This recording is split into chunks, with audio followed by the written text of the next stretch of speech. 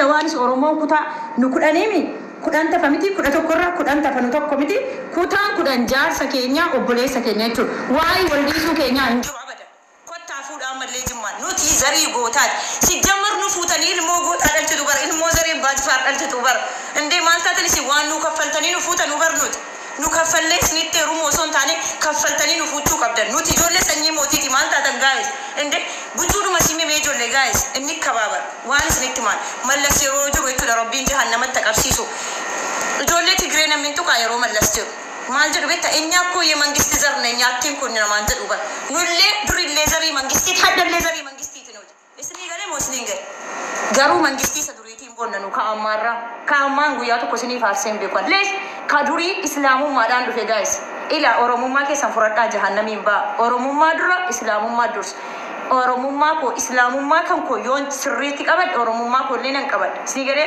oromummaatti hin dhaladhee na jijjiiruu hin dandeessan hayimaanotii namni jijjiirachuu danda'a ani immoo amantaa islaamaatti hin dhaladhee jijjiirachuu hin danda'u jechuudha maaluma rakkattanii waa'ee abbaa jifaar gandi tokko dhufe suuraan abbaa jifaar keessaa gandi tokko dhufe suuraan abbaa jifaar hudduu maal taatan isin maal isin utuu gandummaa faarsitan duutanii dhumtanii bar amma yoomitti isin bar abbaa jifaarii yoom yaadattu beektuutu isinii danda'ame gaafa haadhaaf abbaan keessan hajjii dhattu wayi dammoo ijoollee Suudi Arabiyaa jirtan yeroo hajjiif umraa gootan eessatti deemtan eessatti akka haara galfattan sana gamoo abbaa jifaar Makkatal Mukarramaa Madiinaa keessatti yeroo argite silaa jimma abbaa jifaar yaadachuu qabdan jechuudha jimma maal akka taate achirraa barattan jechuudha isinii galee moo isiniin gal nuti bar sanyii mootiiti gaa'is nuti ukkoo ijoollee indee maal taatanis gaa'is ijoollee affaasaan guddattee bar ijoollee sanyii abbaa jifaar jechuun maal taatanis warabbal kaabaan takkaa ganda namaa tuqeen beeku garuu ganda namaa tuqullee hin barbaaduwan isinii galee nuti bar warra qabeenyaan illee beekamaa dabar warra Makkaan Madiinaan qabeenya keessaa ture nuti akkamitti dhagad deebitanii leenca tiiktaakii kanaa teettanii seenaa abbaa jifaar awwaaltu sin maaluma rakkatte taaptaap koppilinki godha maaluma rakkattanii seenaa abbaa jifaar awwaaltan yeroo waa wal badhaaftan abbaan jifaar bar hin bareedaa nagarre qaa suuraa isaan isinii fida mee ilaalaa kana oo tiraasii godhattanii jechuudha mana keessan kuno mootii kana laalame mee jasaa laala goota ija barbaadaa jechuudha abbaa jifaar jechuun isa kana isinii galee ila bishaanitti dhugaa abbaa jifaar jechuun isa kanaan waamamna nuti ijoolleen sanyii mootii jechuudha kanaan waamamna jechuudha takkaan gandummaa dubbadheen beeku jechuudha garuu na aarsitan maaluma rakkattanii yoo sargii godhattan suuraan abbaa jifaar keessan jiru yoo geemii taphattan suuraan abbaa jifaar keessan jiru yoo gandi tokko wallole suuraan abbaa jifaariin jiru dhimma raattanii sir rabbitu sanyii mootii godhee nu hume gubadhaa bishaan itti dhugaa ila akkanatti jaakaalaa ila akkanatti bishaan itti dhugaa nuti zariilee hin caatilaan isinii galee nuti goota jechuudha duruma goota malee hadhaa miti nuti gootummaan keenya akka keessan qaniitti hin arganne nuti duruma gootatti dhalanne nullee goota harsiitti ni heerumna baaleetti ni heerumna wallaggatti ni heerumna shawaatti ni heerum isinii galee maaliif abbaa jifaartu jaalala nu barsiise akka nu nama kutaa kamuu wal qixaan ilaalu akka jaalala nu godhe jechuudha warri naaffaan udduu barbaree sin gubaa jiru jechuudha bishaan itti dhuge jechuudha isinii galee ajjala yaatee waallee hin barreessin sii galee isin wallaahi tuu ganda keessan keessa mootummaan jiraate nu kanaan mootummaa meeqa argine beeka akka Oromoo kutaatti akka kutaa 11tti numa kan mangistii ta'ee jiru duris ammas isinii galee nu bar silaa ijoolleen jimmaa kun wallaahi wabillahi boodigaardiin nu qaxaramuu qabaa bar inde nu koo beekaa caal zimmi jenne waan dubban omaan xiin zim arrafamnu zim ijoolleen jimmaa gadi baatee nama narrabsitu hin dubbattu safuudhaan kabajaan guddanne waan ta'eef adammoo sirra baatee kan dullattiin jechuudha dullattiin heeruma dhabdee kaayiroo keessaa namni sii fuudhu didee dhabdamee asii kaatee Faransaay moo Jaarmaanitti galte waa'ee keenya haasa'uun qabdu jechuudha dammoo amma sarra deebi'ee dhiirri Oromoo kutaa 11 qabeenya shamarran jimmaa abbaa jifaar kana gurratti lal kan abbaan manaa kee jaartii tokko qabu jaartii kee isii lammataa akka shamarran jimmaa abbaa jifaar kana quba qabaadhu zarii mootiiti waan ta'eef zarii mootiiti jaarsi kee dhimmi ilal shamarran Oromoo kutaa 11 dhaggeeffadhaa isinitti maal dhiirri kutaa 11 Oromoo keessa jiru kan ijoollee jimmaa abbaa jifaar kana liqimsa nuti ganda namaan xunnu ganda namaan arrabsinu jechuudha isinii galee hitteerumna hin fuuna jechuudha naawwiin deengiddi biddi dibsii meeqa fidee isin hin fuune anillee arsii dhaqeetan qabeenya arsii sana gara jimmaa deebisuu deemaa jira isinii galee moo isiniin galu akkas jechuudha nuti jaalala fikiriidha malee nuti maal taatan isin raayaa abbaa macaa Harargee dhaqee hin fuune gaayis Malta tanisin nuti ummata gandamiti garu nun tukina nuti warra wadunan demu guys nuti warra haftami nuti warra sheekati guys nun tukina nu warra baji farkan nuti warra rabbin kabaja martuma dalge ganama anjetura nu jala kae arrata jannan arrata jiru hadda nu jala kasu maratina mukki hunde nama badate te oromo yoroma maktu mukki abdi sinirran kutanne boru sakka galma geessan abdiin qaba saba ko lammi ko qeerroo qarree oromo media kanarratti hintiqqeessina seenaa keenyan balleessina maqaa oromoo gadin cabsina gootawwan oromoo mataa gadin deebisina amantaa waliin arrabsina sanyii waliin arrabsina gandaa waliin arrabsina aarsaa barbaachisu ni kafalla karaa hundatti afaan qofa osoo hin taane hojiidhaan dirqama oromummaa ni baana karaa hundaan yoo nama tokko maqaa namni tokko barreessee jira ka duraa kana hin beekne haga amma asumaan gara badhaasaatti hin dabraa maqaa suuraa tanaa yoo himtan nama maqaa himaa maqaa suuraa yoo himtan maqaa kana yoo himtan namni badhaasi kun qophaa'eef ni kan nama asumaan gara maqaatti dabra andakka sagantaa tiktaa garan harki qopheeffadheen beeku muddamee rakkadheetiin qopheesse wa'ada oromummaan isin bira kaayyadhe oromoo ko wal dhageenye jirra okay Jawaar Marro Hacce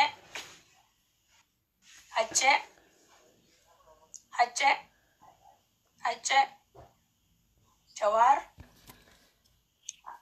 Abbaa Jifaar Jarra Abbaa Gadaa Hacce Ali Birraa Leencisoo Diigaa Marro Waaqoo Mubeen goota Oromooti ammas tattayaa fi maqaa kanaa dhiisaa amma laali firraa dhiisaati goota lubbuun dabra naa barreessa amma dhiisaa goota lubbuun jiran dhiisaati goota seenaa dhawaman ajjeesanii du'an san maqaa naa yaamame Oromoo keessaa naa yaama akka sabaatti isin gaafachuu jira waa malee isin gaafachaa hin jiru Hacce Asli video kana gaddeebisaa namni video harkaa qabdanii xiqqoo wani nu qaba yaa TikTok muraayiti thank you okay Oromoo kiyya badhaasni kuni inni laala Eliza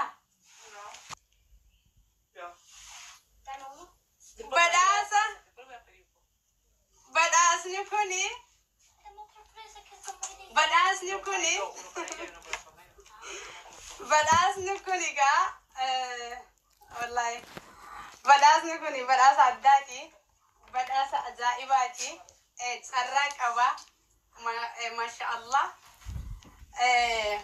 umri dheeraatu namni badhaasa kana qophaa'ee fi wa'adaan itti kan nu jira akka mataa dhiiraattiin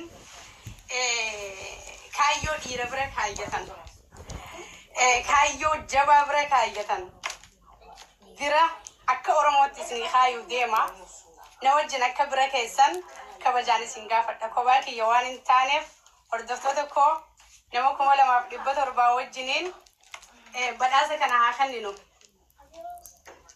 kenninu badhaasa kana na wajjin kanna saba koo badhaasa na wajjin kanna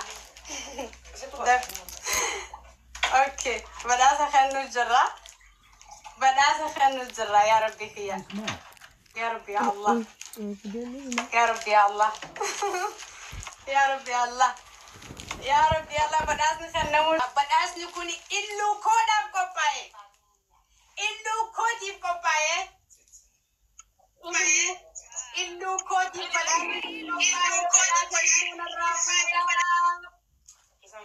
إلو بدأس Badasa ilu koti badasa kun nasra artis nasra kun kopesike mute goda badas ni bana move dema ilu open camera ilu gatta isirti badasa ke fudaddu hawasni ke sisi machajra badas ni ha bana mo kanamatti hatao Ero abdi sabah jaba sabah murat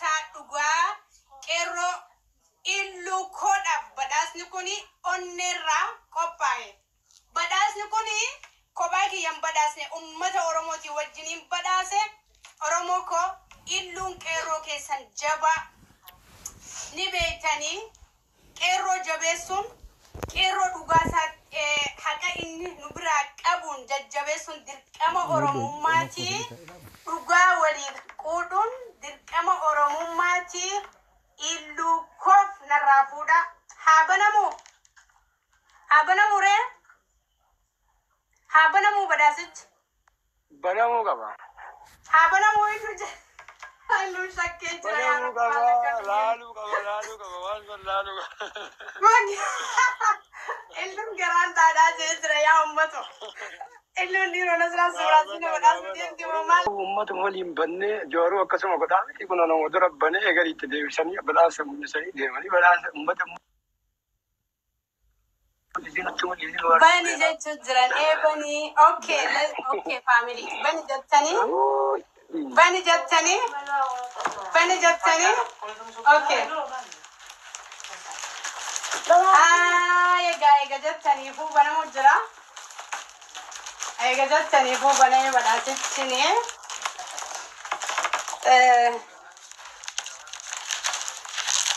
Allahu Akbar. Baname badhaasichi. Cinqa garaan kun tarshaana jedhee maali? Ilu asbehi ka mul'atu. Warri Ilu asbehi. banamu waadhi. Asbehi. Mul'atu. Gabarra jira. Asbay. Allah ya Oromo. Badhaasa illuu kootiga. Allah. Okay. Familiin commentii malee tichaa kana wayii harkarra kaayee jirtani. Laa ilaaha illallah. Aboo bani nasraa nuti hin taphatin. Illuu amaanaa sikkannaa jira. Amaanaa Oromoo. Wallahi sirraa fuudha fideeni. Amaanaa kanatti naa qabattee jabeessitaa illuu. Amaanaa kana ni fudhattaa. Ni jabeessita uummata Oromoo irratti kun nama 3,300 irratti maa kofaltan hin koflina. Allahu Akbar. Waadaa seena waan danda'e hundaa waadaa seena. Allah. Ni fudhaa. Baname Oromoo baname. Baname.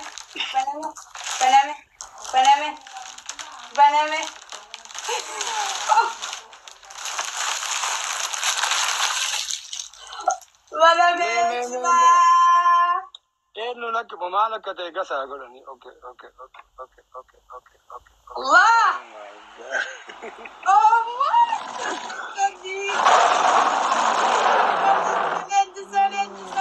Leenjiso.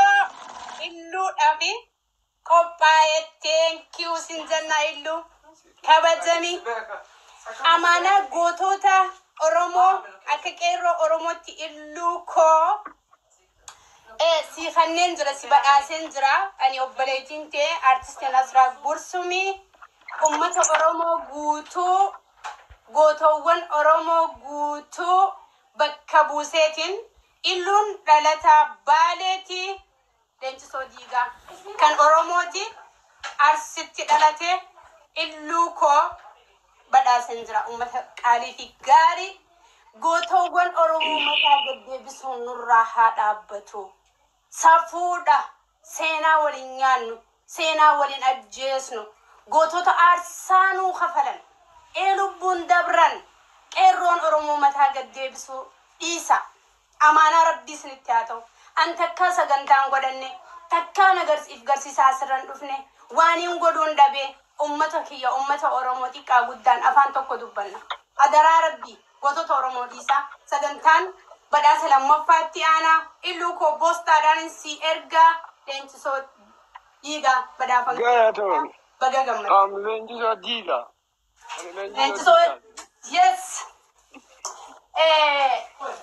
Jira. Thank you so much. Kan isin dhibu akkanatti yoo laaltan wanti kanaa xiqqaadha malee guddaadha. Badhaasni kun badhaasa guddaadha. Kan amma badhaafamuu deemu eenyu yoo jettan akka isin hin beekne hin beeka. Badhaasa lammaffaa kana akka hin beekon yaadumaan dadhabdanii jirtanii mee maqaa himaa kanalleedha. Maqaa yoo laaltan anuuniin himaa badhaasni lammaffaa eenyuuf